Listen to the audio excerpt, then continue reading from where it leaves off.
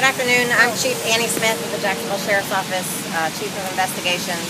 This afternoon we responded to an officer being involved in an altercation that resulted in gunfire where the officer was injured, fortunately not seriously, as a result of a struggle with a suspect who was armed with a gun. Behind me at the Big Cash Pawn at 10369 Beach Boulevard, officers that worked the residential burglary task force in this zone, Zone 2, had been looking for a family of suspects involving a man, his wife, and their adult daughter in regards to a string of burglaries in the area where a lot of jewelry had been taken and a lot of items had been pawned up and down Beach Boulevard and the surrounding area. So the officers on the task force had notified the pawn shops to be on the lookout for these individuals, gave them a description and the type of vehicle that they were driving, and it came to the officer's attention that the suspect involved also might be armed at times. This came from some of the pawn shops around that had seen the individual armed with a handgun in certain times when he had come in to pawn items.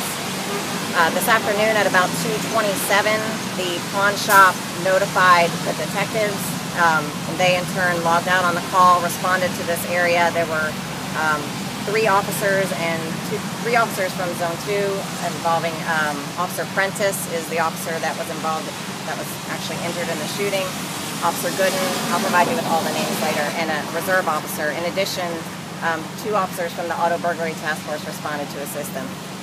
When they arrived at the store, the vehicle that they had been looking for was parked in the parking lot. They entered the store, immediately identified themselves, and told the individual that he was under arrest. When they attempted to take him into custody, they saw that he had a gun in his waistband, which he reached for. A struggle ensued, which they went to the ground.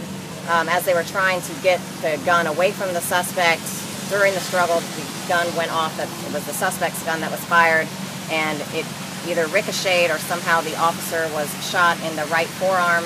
And again, he was not seriously injured, so the suspect was taken into custody, as was his wife and their adult daughter.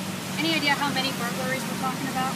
We know that they've pawned upwards of 60 items since the first of this month, so they've been very active, we regularly check frequent pawners in the city because that usually indicates, a lot of people don't have 10 chainsaws. So that draws our attention, and that's what these officers are, that's what their job is, to go out and look for this type of activity. And these officers were in uniform?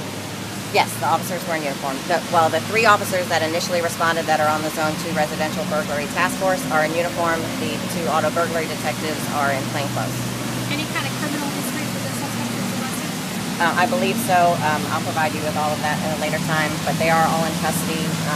The suspect also did have an active warrant for his arrest already in the system for an unrelated charge, a failure to appear charge. And our officers had probable cause for the felony dealing with stolen property. Where is Officer Prentice right now? Excuse me? Where is Officer Prentice right now? Is he at the hospital? Or? No, he was not transported. He's with us. A witness told us they heard the suspect shout, "I don't want to go back to jail. I don't want to go to jail." Can that be confirmed? I have not talked to any of the witnesses myself. Our detectives are still over there interviewing all the witnesses, but, I can't confirm or deny if that was what was said. Any other questions? So he's going to be back on duty soon if he didn't even have to go to the hospital, is that safe to say? Or? All of the officers, as you know, will be placed on administrative leave following an incident like this. So at this time they'll get their days off as a standard procedure in this case. But they decided that they did not need to fire their weapons, even though a weapon had been fired at them? That's correct. We did not fire any of our weapons at the suspect. I haven't been inside the store to see the size of where the location was, but it's my understanding that there were quite a few officers trying to take him into custody in a very small area inside the store. There were also customers inside the store at the time. Can you give us the details of Officer Prentice, his name and rank? It's J.C. Prentice, Prentice, and his ID is 64612. Any other questions?